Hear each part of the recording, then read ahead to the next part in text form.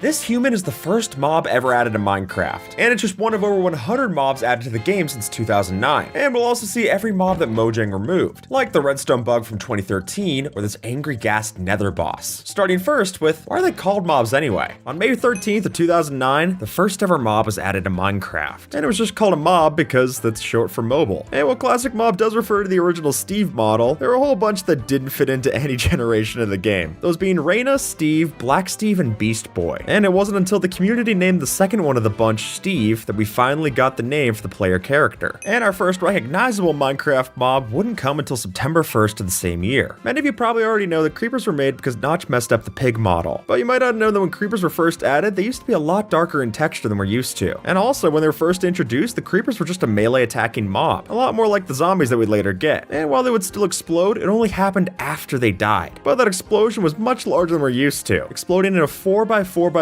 sphere upon death. And as a point of fact, the creeper explosions could actually drop the water and lava items that they blew up, meaning not even liquids could stop this thing. And in that same update, we got the proper implementation of pigs as well. When the pig mod was first added, it actually didn't have a snout, which is pretty ridiculous to see, but what's also ridiculous is the fact that we were able to ride the pigs as early as InfDev in 2010, but we didn't have the ability to steer them until after 1.4.2 in 2012. Who knew just a carrot on a stick would be that important? Well, it makes sense since they weren't very interested in carrots back then, considering they'd only drop brown mushrooms on death originally. And it wouldn't be until 2010 that pork chops were actually added as an item. Also during Minecraft Classic, we saw the implementation of the skeleton, but what we saw back then was definitely different from what we see today. Originally, they didn't carry bows, but don't think that means you were safe from any arrows. Consider that also in the survival test, they would shoot off these special skeleton arrows, shooting 6 different arrows in a short range in different directions. And while they were eventually given their bows in Java Edition Alpha, they didn't know how to hold them the right way. And we wouldn't see the modern interpretation until Java Edition Beta 1.8. And while skeletons have been able to spawn at a lot of different light levels throughout the years, not needing an absolute light level of 0 to spawn in the overworld, they also used to burn due to the light level from torches. Back before it was set to only sunlight was able to burn them, torches gave off a bright enough light level that they could actually burn skeletons to death. The fourth mod added in September 1st of 2009 was the zombies, which while they've been able to wear armor dating back for years, even as early as this plate armor that was removed from Minecraft, it's hard to notice that they actually do have natural armor points even if they're not wearing armor, which that would be why your zombie spawners might occasionally cause you trouble for one-hit kill traps. And speaking of kill traps, these zombies used to be a lot more deadly, considering that originally they were able to run as fast as the player, and thankfully that one's been changed since. On October 24th of 2009, we got the spiders added in Minecraft, and then later on during beta, spiders actually had a unique ability where they were able to see the player through blocks. But while this was added during the beta phase, it was removed in 1.8. And while nowadays Minecraft makes the sound effects for different mobs by going and recording them live on location, the spider sounds were actually created by distorting garden hose sounds, which was mentioned in the Sound of Minecraft episode recorded by 20,000 Hertz. And speaking of Minecraft documentaries, this tidbit about spiders came from the story of Mojang, which was a proof of concept for a feature-length film. In the short 11-minute clip, Jeb mentions that the way that spiders are able to climb every single block is that they just always think that they're on a ladder, which I think is the kind of dumb solution that's perfectly brilliant in its execution. And just 3 days after our spider, we got another source of wool, those being the sheep. Though before wool was actually added as a block, the sheep would drop cloth, which was just the original name for the wool block, as well as mushrooms. I guess they take that from the pig. And stranger still is that cloth actually used to be able to craft into cloth armor, but that was eventually replaced with the leather armor that we would get from our cows. And the cloth itself was also changed to wool in Beta 1.0. The first mob added in 2010 was the now unseen giant, which throughout its history has never really done much, but during InfDev, the giant texture was changed to the player model as opposed to the zombie, before eventually being changed back. But there might have been plans to bring this mob back, since during the development of 1.14, they were given proper AI, baby variants, and even their own chicken jockey. But you would have never noticed it since it was reversed before the full release of 1.14. On March 16th of that same year, we finally got our first monster added to Minecraft, which I know seems odd considering that we've already talked about plenty monsters on this list already, but rather this was meant to be a catch-all category for a new kind of monster mob. But to say they were well implemented is a stretch, considering that originally they would just imitate zombies and being hostile toward the player, and when they were very first added, the monster was accidentally invisible, proving that the evil you don't know is much worse than the evil you do. After Minecraft Classic, InDev, and InfDev, we finally got the cows added in Minecraft Alpha, specifically version 1.0.8. And with those old versions of the cows, they also went through a lot of different texture changes as well, originally being darker in color and then having their horns moved to the inside, outside, front, and back of their head. And one thing you can particularly notice on the cows cows is that they have both an udder and the horns, which goes back to Minecraft's philosophy in its design book that all of the mobs be made gender neutral, which seems fitting with the fact that in older versions of Minecraft, the cows could originally breed with the mushrooms, though this would be removed in release 1.2.1, now requiring you to shear the mushroom before you're able to have any offspring. And textures weren't the only subtle change to our cows, since in 1.9, the cows were made slightly taller from 1.3 blocks to 1.4. And speaking to someone who's not quite 6 foot, I can appreciate trying to get any bit of height increase that you can. Things moved a lot faster back in Minecraft Alpha, considering that just 4 days after the addition of the cow, slimes were added to the game as well. And when they were first added, they didn't have the same kind of semi-translucency that we're used to, and their eyes were also a deep black color. But we get the slime textures that we're used to just 5 days after. And while slimes have always been able to spawn at different sizes, the ones from trial spawners are particularly interesting. Since while natural spawns are created for size 0, 1, and 3 in the NBT, trial-made slimes are able to spawn at size 1 and 2. And the semi-large size is only able to be encountered at a trial chamber in vanilla, otherwise you'd have to use commands. While the alpha version of the chicken might look similar to all the chickens that we see today, it had one fatal flaw. That being that when they were first added, they were actually still able to take fall damage. And this wouldn't be changed until later in alpha. But even still, that might not be the strangest change the chickens have had, considering that for a roughly 2-year period between 1.4.2 and 1.8, you were actually able to breed chickens using nether wart. I mean, I guess they could spawn in the nether with zombified piglin jockeys, but I thought the only person who likes to eat nether wart was Blue from Animator vs. Animation. With alpha version 1.2, the ghast was the very first nether mob added to Minecraft, which also makes it the first nether mob to be exploited, considering that in beta, going into F5 mode would actually make the fireball aim at the camera instead of the player's head. So if you just press the F5 key, you'd be completely safe from any kind of ghast fireball. And originally when the ghast was first added, the idea was that they could spawn at the nether portal that would generate in the overworld, similar to how the zombified piglins actually do in the game, which would have made the gold farms a lot less efficient. And while a common complaint for most of the ghast's life was that the textures didn't match the pixel consistency of the model, this was eventually changed with the release of the Happy Ghasts, with the original ghast getting an updated texture as well. When zombified piglins were first added to the game, they were originally called zombie pigmen, and even dating back to this tweet by Notch, Mojang always kind of thought they were useless. And the very first version of the zombie pigmen that we saw were actually unarmed, though this was never in anything that was playable to the public, considering that only existed in a preview given to gaming outlets. But what we would see is that in alpha, the zombie pigmen could actually drop cooked pork chops, making for a much better food source in the nether compared to rotten flesh. But ultimately that was removed in version 1.0, giving us the rotten flesh and gold nuggets that we're familiar with today. Oh, and also, you'd never notice this, but in the code they were actually referred to as pig zombies. The first aquatic mob ever added to Minecraft is also up there for one of its most useless. But with squids lack in function, they more than make up for in knockback resistance. Ravagers in Java have 70%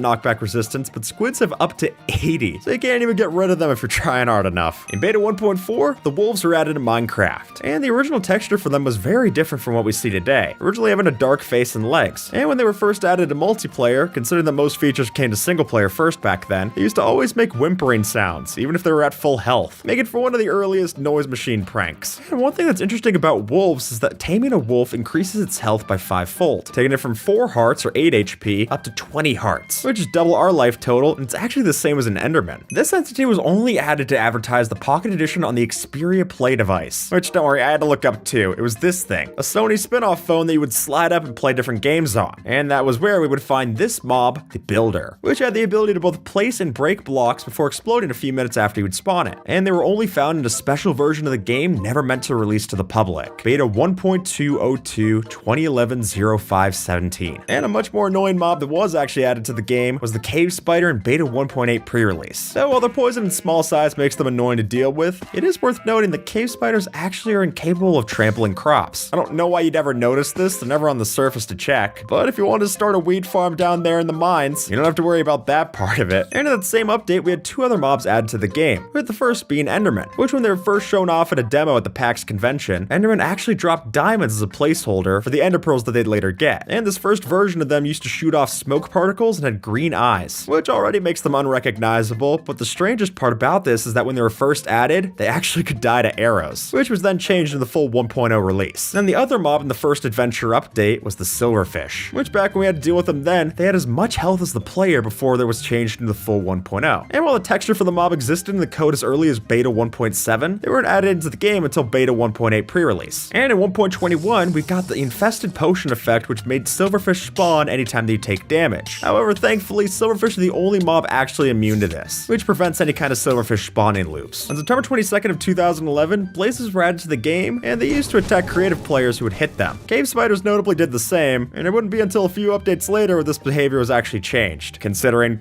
what's the point? But that's not the only exploit in the Blaze's AI. Considering that exploiting their pathing AI, we're actually able to get them to move to where we want without needing any kind of redstone or flowing lava. And since Blazes will never actually try to walk on the glass, you can strategically place solid blocks to get them to follow where to go. And another nether mob added the same day were the lava slimes, or at least that's what Jab initially wanted to call them. But when they felt like it was too lazy, we got the magma cubes that we're all familiar with. And considering magma cubes could survive when swimming, they wouldn't get any kind of actual threat until the frogs were added in 1.19. Though it is worth noting that magma cubes have an absolute 0% chance of dropping magma creams when killed by frogs. And then in 1.20, they were able to be impacted finally by the jump boost effect, making way for our very first magma cube space program. Moving out of the nether, beta 1.9 also brought us the mushrooms, which while in Minecraft are distinctly passive, in dungeons they're oddly enough hostile mobs, actually having tankier stats than another hostile mob like a zombie. And while you might be familiar with the rare chance of breeding 2 red mushrooms together to get a brown mushroom, it is worth noting that breeding together 2 brown mushrooms also has a 0.09765,625% chance to give a red mushroom. When the snow golems were first shown off, they were originally named the snowmen, but then Reddit user Cuddleman suggested to name them snow golems, and the rest is history. But that isn't the last of the weird history that we see for the snow golems, considering that back in beta we were actually able to breed them together using wheat. But whenever you held wheat, they would also attack at the player, made for the only time they ever do so. But they've also always been big softies, considering that originally they used to flee when attacked, which might be helpful for them nowadays, considering that goats are more hostile towards snow golems than they are to zombies, which I really don't get. It's not even like they have bad associations with powder snow. The 25th mob added in Minecraft was the villager, but you wouldn't know that when they were first added in, considering the very first version of the villager originally had the same AI as the pig, and they were named testificates, which you would see in giant bold letters over their head. And when the villager spawn egg was first added in, it was only possible to get farmer villager types breeding from it. But the darkest secret to our villagers is that they do actually have a way to damage you. See, when they're celebrating a raid victory, villagers will occasionally launch off fireworks that can deal damage depending on the difficulty. And so if that firework were to hit anything, it'll treat it as an attack, and the fighting mobs will always retaliate, including even iron golems, killing the very villagers they sought to defend. On October 13th of 2011, Mojang finally answered a big question on everyone's mind. What was Rakrakentba? Since that was the name that was first shown off in this ROT13 cipher tweet, which translated to Ender Dragon. And then the mob was first shown off on Notch's YouTube channel in this video, appearing just at the top of the frame. And if you want to see something strange, switch over to peaceful difficulty when you're encountering the Ender Dragon, which is completely harmless. Neither its melee attacks nor the dragon breath are actually able to do any damage, which even while harmless wasn't the easiest version of the Ender Dragon to kill. Consider that in beta 1.9 pre-release 5, it was only given 1 HP so that they could test the death animation. Oh, and the boss bar that spawns above it, that originally said boss health before it said Ender Dragon in 1.4.2. The first mob ever added in a proper snapshot was in 12W04A, where we got ocelots, which back then were a lot more important. They were the way we tamed them to get cats, and they were also one of the few mobs that can sprint. Sure enough, that fast speed that you see them running at is not actually their normal speed attribute, and rather the regular speed is only slightly faster than creepers or skeletons, and about the same as an enderman. They also used to eat pufferfish, which I could definitely get that one being changed. And prior to 1.8.2, if you wanted to find one of these things, you'd have to check your Y level, considering they'd only spawn at exactly Y level 63, that being sea level. It's strange to think about, but iron golems are newer than ocelots, being added in snapshot 12W08A. And that very first snapshot where they were added in, they were so exploitable that you were able to make a simple farm to get 76,000 ingots per hour, which to put in perspective, a common farm nowadays is going to give you about 1,300 per hour. And while they were a lot easier to kill back then, they didn't actually have cracks in their texture until 1.15. But when those cracks were first added, they used to show even when the mob was invisible. And before 1.20.2, there existed a bug that let iron golems attack through walls. But that was eventually fixed with the attack range rework that affected most of the mobs. And on August 9th of 2012, our iron golems would be defending us from the zombie villagers, which when they first came to the game used to wear Steve clothes the same way that our zombies do, which makes the lore a lot more confusing. And while there exists an Easter egg for our undead mobs to make them spawn with pumpkins or jack-o'-lanterns on their head at Halloween, the baby zombie villagers had a weird glitch which would spawn the pumpkin or jack-o'-lantern hovering above their head. But that's not as odd as this short-lived feature, because between 1.5 and 1.6.1, zombie villagers used to deal more damage the lower their health got. And before 1.11, zombie villagers used to spawn from zombie spawners as a variant, which meant that if you found a zombie spawner, you also found a villager spawner once you cured them. In the snapshots for the Pretty Scary update, the Wither was finally added in Minecraft. But the first place they were found was in the snapshot textures, considering that before they were properly implemented, their skin was left in the mobs folder. And before before 1.4.4, they used to be craftable in peaceful mode, though doing this wouldn't actually spawn it just wasted the soul sand and skulls. Which, speaking of skulls, in snapshot 12W36A, we finally got the wither skeletons needed to spawn the wither. And in 1.9, we got an even rarer variant of the wither skeleton, which if you can't notice it, I don't really blame you. But if you pay close attention, you'll notice that a rare 11% chance of these wither skeletons spawn left-handed, much the same way that real-world left-handedness is. Also, while plenty of people see the piglins and hoglins fighting, wither skeletons also attack piglins on sight, and vice versa. Meaning if you stumble across a fortress in piglin grounds, you could watch a turf war take place. Fitting the pretty scary updates vibe, in snapshot 12W38A, bats were added to the game, but they were added as ambient mobs, meaning that they don't serve a purpose other than the atmosphere. But while they are labeled as ambient mobs, they do actually trigger certain things. Granted, they can't activate pressure plates or tripwire hooks, but they can still trigger skulk by making sounds. And along with our bats, we also got the witch added to the game, which when they were first added, they weren't very good with their own potions, considering that original witches used to be able to hurt themselves with the damaging potions. As well, the first version of the witch originally had the same skin color as the villagers, making it a lot more obvious where they came from. And while you might have seen witches drinking fire resistance or health potions to keep themselves alive, they will also drink potions of water breathing to save themselves from drowning. You're just probably not flooding a witch hut very often. The first joke mob ever added to Minecraft was the Diamond Chicken. In the April Fool's prank for 2013, Minecraft released Minecraft 2.0. And with the special update, we got a whole bunch of new mobs, like the Diamond Chickens, which had the ability to lay lapis and diamonds, but they also had a 5% chance to explode. Next in Mojang's prank was the horse and pony mobs, which were a commonly asked for feature, but here they were just retextured pigs and cows. You couldn't even saddle the horse, just the ponies. But they did have the unique feature of following you around if you held out an apple or sugar, and if you keep that sugar on hand, it might help with this next mob, since the first version of the pink wither also came in this update. And I say the first version because there was another version of the pink wither that came in snapshot 15W14A for the Love and Hugs prank 2 years later. Now the first version came with the ability to follow around the player if it held out sugar, but it couldn't fly. And the more sugar you fed it, the more heads it would grow, helping it grow plants around in a 15 block radius. And then the one we got 2 years later in the Love and Hugs update was a lot more common to the regular wither, but pink. This one shot out the classic skulls, but it would heal the entities instead. And if it caused a redstone error while playing in Minecraft 2.0, that would cause the redstone bug to spawn, which was a red version of a regular silverfish. But interestingly, they were actually dyed different colors based on the NBT tag when you spawn them, which is why they could be a different range of red colors, matching our redstone, as opposed to just singular red. A few weeks after April Fools, horses were added to Minecraft properly. And in the snapshots where they were first added for the 1.6 update, they used to require a separate horse saddle item to ride, until it was eventually standardized to be the same saddle as our pigs. And these horses that we first saw were originally based on the Mo Creatures horse models, before eventually getting a more Minecrafty look a few years later. And while horses nowadays aren't one of the most popular forms of travel, it is worth noting that if you ride a horse, you can use it to instantly enter nether portals instead of waiting for the warping animation, which if you combine that with a fast horse, it makes nether portal transportation even faster. Along with our horses, donkeys also entered the game in this update. And when they were first added in, donkeys weren't nearly as slow as we expect them to be, but that was changed in just the following snapshot. So if you're looking to gain some of that efficiency back, it is worth noting that we can use a dispenser to place chests and saddles onto our donkeys, or maybe you'd just rather breed them into mules. If you're wondering why it takes your mule so long to regenerate, there's a reason for it, although it's a bit odd. See, mules regenerate randomly, not at a fixed rate, which means that every tick that passes, 20 ticks to a second, there's a 1 in 900 chance that they'll restore 1 HP. So if they're not regenerating, you're just getting unlucky. And did you know there used to be a bug where our saddles would disappear on mules when they were invisible, meaning we could have a fully out-of-sight steed to ride into battle, which is a lot cooler than the other horses that we weren't allowed to see, the skeleton horses. When skeleton horses were first added in, they weren't accessible through normal gameplay, and it wouldn't be until years later with the skeleton horse traps where we finally got a proper implementation. And one of the strangest things about the skeleton horses, other than its history, is that they're one of the only undead mobs that's completely immune to sunlight, which contrasts this to zombie horses, which thankfully have now been added in the Mounts of Mayhem update. But when they were first added in, they didn't actually burn in the sunlight, though now, with the recent update, they do. And one of the reasons for this is that in the latest snapshots, zombie horses always despawn like any normal monster. But as soon as you interact with them in any way, they'll become persistent and just behave like a regular horse, letting you tame them and not have to worry about it disappearing. The first mob of 2014 was the Endermite, which is mentioned by this article on Minecraft.net. Endermites are stated to exist within an in-between dimension, and because they're a parasite that they pick up along the way, that's why Endermen hate them. Later in 2014, Guardians came to the game, and the first place to spot a Guardian was actually on the Minecraft subreddit, since Jeb added its face as a subreddit flare. And this Reddit post shows off different speculation about what the teaser exactly could mean, with one user even expecting it to be the same size as the Ghast, considering the Ghast's head is also 16 by 16 texture, while the other mobs were only 8 by 8. And thankfully we didn't have to deal with build guardians that big, but our guardians can still be pretty scary, considering their laser beam attacks are affected by the potion of strength, which otherwise only affects melee attacks for other mobs. And in that same 14W25A snapshot, we got Elder Guardians as well, which despite being added in Pocket Edition's boss update, Jeb still calls them mini bosses, not bosses. But whatever you call them, if you see one of these spawn outside of an ocean monument, then you'll notice that it always automatically paths towards the nearest one, which this is to prevent them from free roaming the ocean and applying mining fatigue to anyone out there, just in case you happen to let one loose. And yet an even deadlier mob would be added 2 snapshots after, the Rabbit. Or more specifically, the Evil Rabbit, which his original texture looked like this. And while they didn't come into the game until 2014, they were originally mentioned by Notch for the survival test. But the idea back then was to kill them and explode them into blood and gore if attacked, which thankfully has never seen the light of day. And the reason why if you name a rabbit Toast with a name tag to get this special variant is because a Twitter user Zyzen420's girlfriend's missing rabbit, which when they reached out to the Mog Miner, inspired them to go and try to help out. With the Love and Hugs update for Minecraft in 2015, we got a brand new wave of April Fool's mobs, starting with the Love Golem, which functionally is just a retextured Iron Golem. But the main difference for this one is that they have no aggression towards hostile mobs. I mean, it's the Love and Hugs update, what do you expect? Which is also why we got this Smiling Creeper, with the big difference here being that the Smiling Creeper, instead of exploding blocks, would only drop poppies, which we couldn't even pick up, which is unique because there's never been an instance in mod or vanilla of an item that cannot be picked up. You know what they say, a rose by any other name?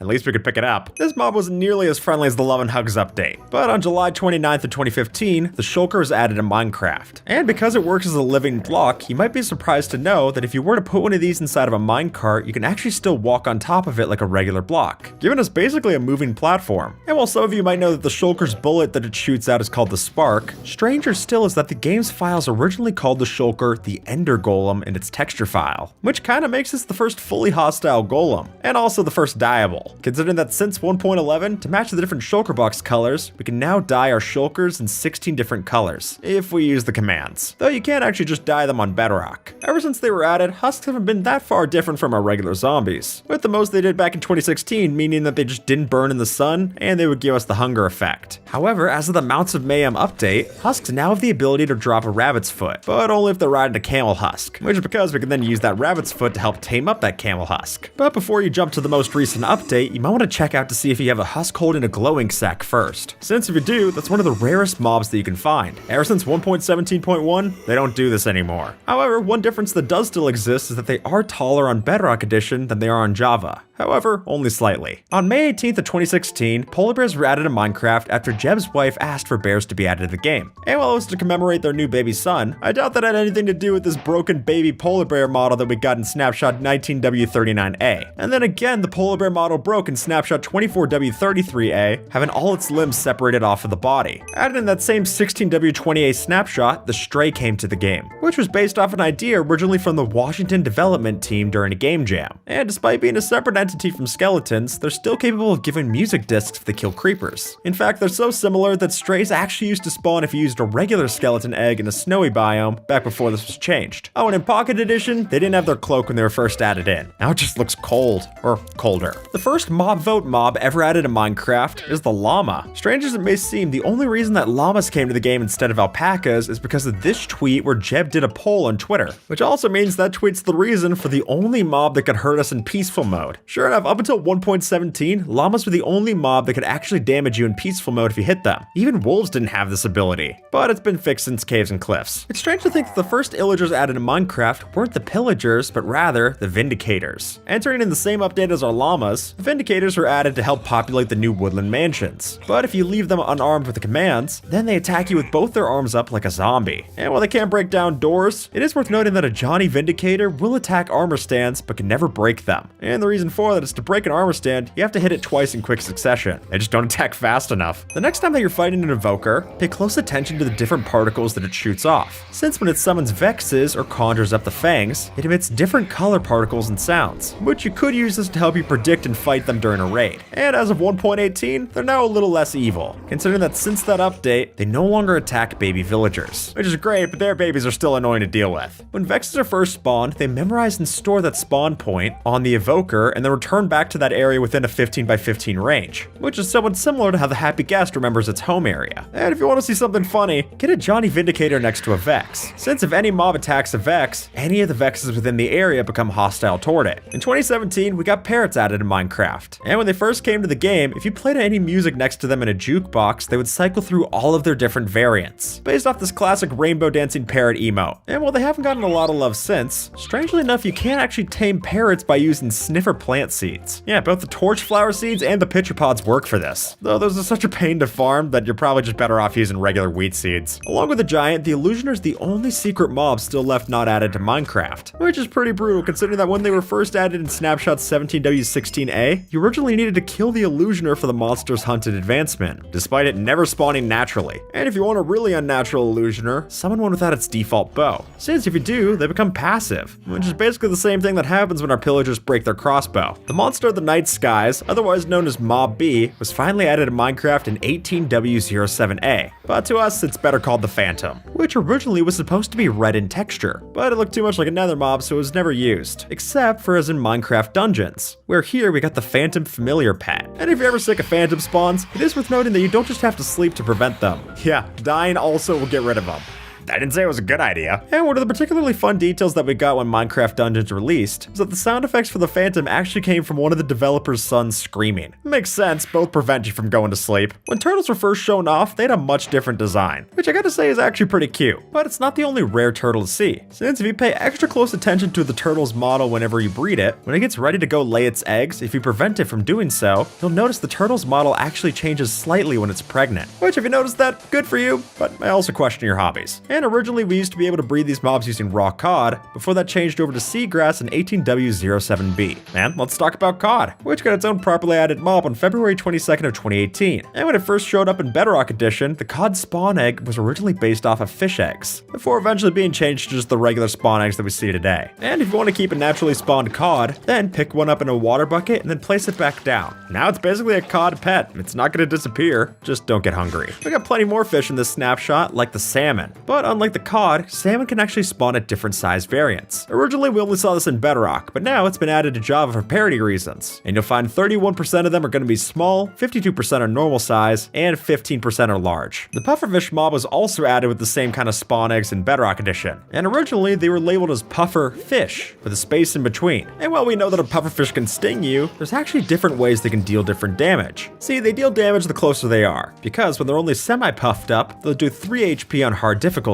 but when they're fully puffed up, they're able to do 4.5 HP, plus an additional 4 HP of damage with the poison over the 6 seconds. 2 snapshots later, the last fish to the party showed up, that being the tropical fish. And the reason there's so many different variants of tropical fish, over 2,000 of them, is actually because of a bug. Black isn't supposed to be one of the different variants that happen, but because of a bug, it now shows up in over 192 different variants, which is a pretty big implementation for a bug. On March 13th of 2018, we got the Drowned, which back in Bedrock Beta editions, used to drop sponge. And while that's since been removed, the Drowned Chicken Jockeys added in a new kind of feature, just not a very intentional one. This being that if a drowned chicken jockey spawns underwater and it floats up to the surface, because it's riding a chicken, giving us a chicken that's just hanging out in the middle of the ocean. Water chicken. It's not a bug, it's a feature. And if you think the sounds for the Drowned are off-putting, then seeing how they're made is even stranger, considering Minecraft showed off in an official short that it's made from gurgling milk. Which, now that I know that, I'm never going to be able to unhear it. When dolphins were first added, they were actually able to wear armor. And while that's since been removed, they do have another way to survive a little longer. See, dolphins normally require equal parts of water and air to survive, but they can stay out of the water if it's raining. Though even if it is, they still prefer to pathfind towards any nearby water. And another mob that could secretly wear armor was the panda, which also got removed in the snapshots. But one thing we never saw from the snapshots was the original look of the pandas. Whereas Mojang shows off in their concept art, the panda had a much more slim model, which is weird to look at, but it's definitely not as strange as the baby panda model. Considering that this bug MC161995 caused the baby panda's heads to render blocks away from where the body was, which at this point establishes a weird pattern of Mojang messing up the baby models in their updates. But we still got other mobs to see in this snapshot. Since in 18W43A, pillagers came to the game, and in an unused texture seen in the concept art, originally they would have had these orange pirate vests, and eye patches to boot, which feels a lot more fitting for the update Aquatic than this update. And if you ever want to prevent pillager patrols from spawning in your area, then you can do this by just lighting it up. Since even though it happens regardless of skylight, there is a certain amount of light level with the torches where you can keep it safe. Just keep it above an 8 on the light level, and you're fine. But all that light isn't going to prevent a Ravager, which were originally intended to have crossbows on their back, as Mojang shows off in this Meet the Ravager article. And even scarier than that concept is the original art shown off for the Illager Beast mob. Way happier it became the Ravager. And during a part of the game's history, we've been able to make Ravager launchers. Because if you were to stun a Ravager for 2 seconds by blocking your shield, that'll eventually trigger its roar attack and knock back all nearby entities, which combined with the right amount of redstone engineering could launch us over 1100 blocks away. It's weird to say that cats were officially added to Minecraft in only October 31st of 2018, but it was during the Village and Pillage update where they were finally split off from our Ocelot mobs. And if you want to get a cat generator, you don't just need to find a village, or rather cats continue spawning in witch huts as long as there isn't a cat nearby. And if you spawn down cats using a spawn egg, you'll only get black cats at a witch hut. And as of 1.21.4, breeding together 2 cats can give their offspring the compatible color that mixes between the 2.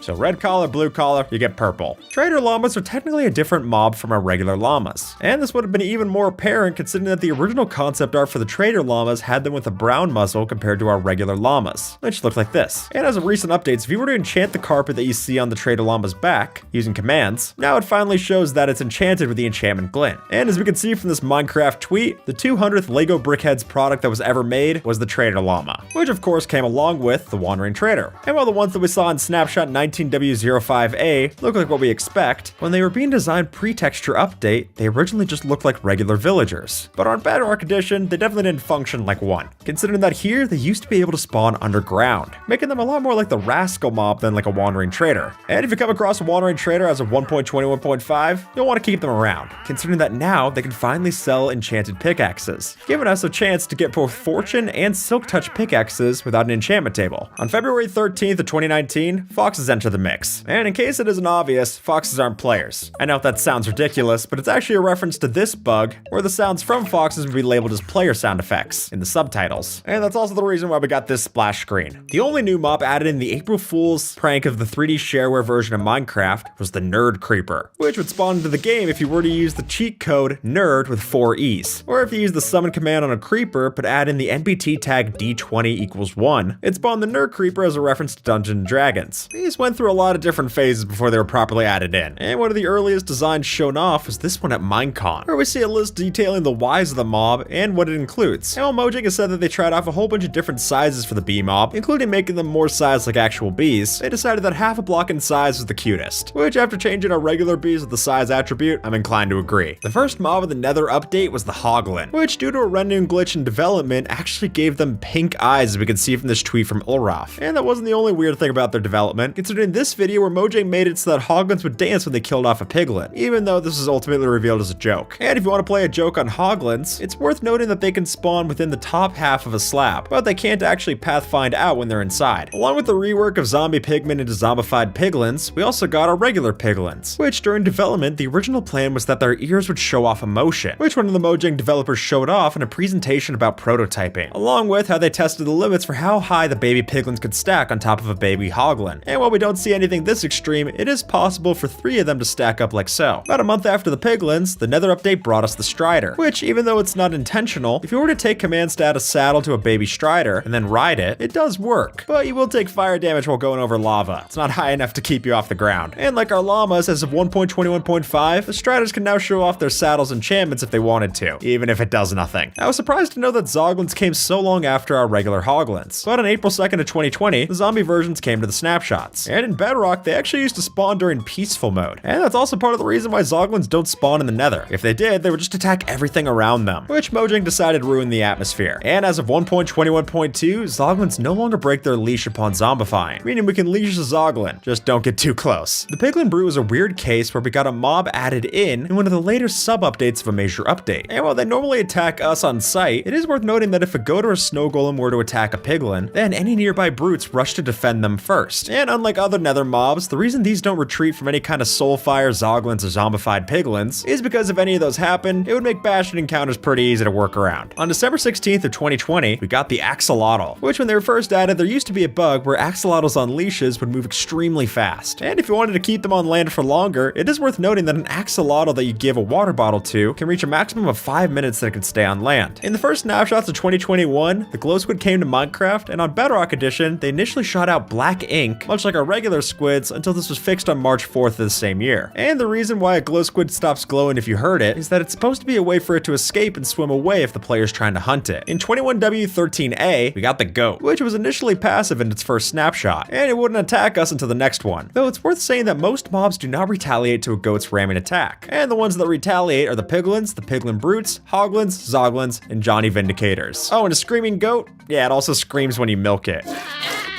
I don't like it any more than you do. In the Deep Dark Experimental Snapshot 1, Mojang gave us the Warden, which if we've seen from original concept art, has gone through a lot of different variations. And while nowadays we can see the souls that are going and glowing inside of its chest, it seems like that idea originally came from this blue glowing variant that we see here. And the deadliest version of the Warden used to exist within these early snapshots, considering that when the ranged attack was first added in, it used to deal up to 30 HP, or 15 hearts in a single blow. On March 16th, 2022, the frogs we got looked very different from the ones that Mojang had shown off. And I'm not talking about this concept art for the tree frog, but rather at Minecraft Live 2021, the original cold variant was this muted green, which is itself very different from the original eye shape that Mojang planned on giving the frogs, as seen on the video posted to their official channel, Secret Sounds and Fabulous Frogs. And in the trailer for Minecraft Live 2022, the reason you can see a frog eat a goat is because of this bug on Bedrock Beta, where frogs ate goats the same way that they did magma cubes. And of course, our frogs had to come from the tadpole. And if you were to take a tadpole, feed an entire stack of slime balls before bucketing them up, you can release them in the nether and have them safely grow up into the warm variant of the frog, helping you get the achievement and the better frog lights. And while we can keep them safe this way in the nether, they're not as safe from axolotls, which even though they don't hunt frogs, will hunt our tadpoles. Roughly 2 weeks after the tadpoles, we got ourselves the allay, which in 1.19.3 were changed with their texture to be translucent, probably to distance themselves from the vexes, which themselves were changed in that same update. This golem looks like a bug, but it's actually a feature, since in the 22W13 one block at a time snapshot for April Fools, Mojang added in Billy Belong, which was an iron golem changed to have its arms constantly in the air, and it'll give the player flowers that are named Maria, Alva, Neo, Hidetaka, and Miyazaki, which is itself a reference to Castle in the Sky, a Miyazaki film that the iron golems were based off of. That's the reason why they give out flowers. And the one block at a time snapshot also gave us Mars, which is that if you were to rename a wolf into Mars, you get this unique texture that was never added anywhere else in the game. There was nothing else special about it, except for the fact that it's really hard to get a name tag and an anvil in this snapshot. October 19th, 2022, we got camels. And thankfully, we didn't get this camel, since the early development version showed off this original camel design, which had 2 humps as opposed to the singular hump that we have today. And also in the concept art sheets that Mojang's released, we can see different face designs that they tested out for our camels. In February 2023, we got the sniffer, which as Mojang has shown off in one of their official videos, used to dig up a bed as a placeholder item. And also when they were first added to the game, breeding together 2 sniffers would immediately give you a snifflet, before that was later changed to dropping an egg in snapshot 23W12A. And if you were to use the tag sniffer diggable block, you can actually change what blocks sniffers will dig up, meaning they could even go and find torch flower seeds from bedrock. This is the moon cow, one of the joke mobs that we only saw in the A or B voting update, which much like the player can wear a glass block on its head to look like an astronaut. Oh, and they also moonwalk. And what's interesting about this is that regular cows can't even have this look if you used commands. The atom replace command doesn't work the same way. But if you want to take them off the moon and return them back to Earth, then by feeding them up air, you can turn them into balloon cows and send them right back over to the Earth. The other special mob from this April Fool's update was ray tracing. It's just a guy named Ray who also has a French mode variant, which if you voted on it, you can make everything in the world French. And instead of his normal quips, he'll just say omelette de fromage. There's also a splash bottle of ray tracing, which if you throw it at any mob, disguises it into ray tracing, which all the other mobs go and attack. Strangest about it is that you literally can't even summon ray tracing. The summon command doesn't work. And you also can't tie a lead to ray tracing, considering that when you leash him up, it just makes the lead invisible. Yeah, that that one's probably for the best. November 8th of 2023, we got the Breeze, though it looked very different from the original concept art. During a design session, they just throw out a bunch of ideas, and the original idea was basically making a Strider with really long legs, which sounds like its own way of horrifying if you were to stumble across it in the trial chambers. And not a big change, but the bottom of the Breeze's breeze rods were changed to be darker within snapshot 24W03A. When the armadillo was added to Minecraft, the animations were purposely made a little bit more simpler, because too many players complain about the sniffer feeling not Minecrafty enough. And the reason why the eyes were originally on the front face of the mob is because Minecraft's art director felt like it was a better way to establish a personal connection. But this was changed later when different players pointed out that front-facing eyes are a thing for predators, and side-facing eyes are for prey. And while it's not visible in main game, here's what an armadillo looks like without its shell. And strangest of all is that the official website for the armadillo refers to it as a neutral mob, even though they've always been passive in the code. With the start of 2024, we got the bogged added to Minecraft. And in Bedrock, they had a particularly weird feature. Only here they're able to spawn during the day and only within mangrove swamps. Oh, and also, here's a potato bog texture, which we'd see a lot more of thanks to this next update. On April Fool's of 2024, we got the potato update for Minecraft. In snapshot 24W14 potato, we also saw new mobs such as the potato. Functionally the same as a bat, it's just flat and it's also a potato. We also saw the poisonous potato zombie, which could occasionally spawn within the overworld. It's hostile towards other zombies, but weirdly enough doesn't attack villagers. Villagers don't even run from them. Oh, and every sound that it makes, it just says potato.